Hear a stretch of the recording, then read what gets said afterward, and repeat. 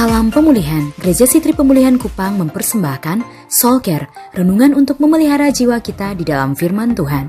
Selamat mengikuti. Iman bukanlah titik, iman adalah proses. Kalau engkau berharap iman adalah titik, maka dia hanya jadi momentum sesaat. Tapi kalau iman adalah proses, maka dia harus bertumbuh dan progres. Dalam proses iman bertumbuh, ada saatnya iman saudara dan saya down. Ada saatnya iman saudara dan saya lemah. Ada saatnya harapan tidak sesuai dengan kenyataan. Ada saatnya engkau bergumul sebab apa yang engkau rindukan, apa yang engkau inginkan, apa yang engkau doakan ternyata turn out muncul tidak sesuai seperti yang engkau harapkan. Dalam titik itulah saudara diberi pilihan untuk tetap percaya atau meletakkan kepercayaan saudara dan memilih jalan yang lain. Thomas punya kesempatan yang luar biasa. Tidak semua orang disebut 12 murid. Menjadi 12 murid adalah pilihan eksklusif dari Allah. Mereka melihat mujizat yang belum pernah dilihat sebelumnya. Mereka melihat hal-hal dahsyat dan ajaib yang Allah kerjakan. Namun ternyata 3,5 tahun bersama Yesus tidak menjadikan Thomas pribadi yang beriman. Setia berjalan bersama Yesus belum menjamin seseorang beriman. Berada di samping Yesus dan jalan dengan Yesus belum jamin seseorang beriman. Kenapa? Ada motivasi lain di balik itu yang menentukan iman saudara bertumbuh atau tidak. Thomas punya motivasi lain. Begitu Yesus ditangkap, Thomas kecewa karena ekspektasinya tidak terpenuhi. Waktu berita kebangkitan Yesus dan Yesus menyatakan diri kepada murid-murid, Thomas berkata, saya sekali-kali tidak akan percaya. Bayangkan,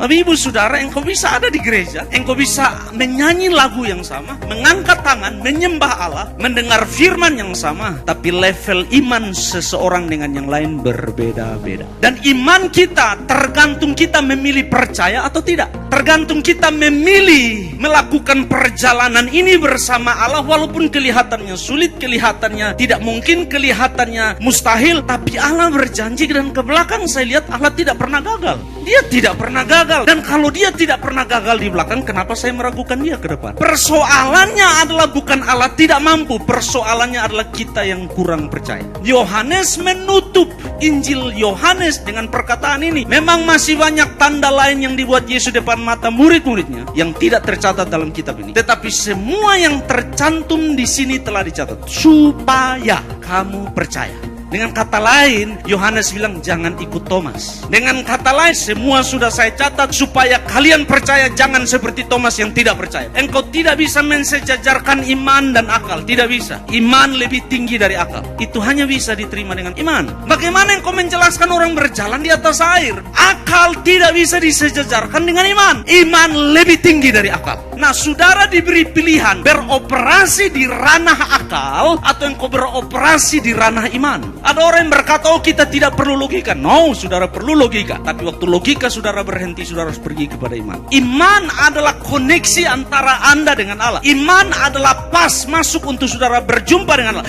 Iman adalah jembatan untuk saudara berhubungan dengan Allah. Tanpa iman, Alkitab bilang tidak ada orang yang berkenan kepada Allah. Engkau boleh tahu tentang Allah, engkau boleh pintar dalam berlogika, engkau boleh hebat dalam segala hal, tapi kalau saudara tidak beriman, saudara tidak berkenan kepada Allah. Sebab waktu saudara berdiri di hadapan Allah, yang Allah lihat bukan hal yang lain, yang dia lihat iman. Demikian renungan dari Gereja Sitri Pemulihan Kupang. Tuhan Yesus memberkati.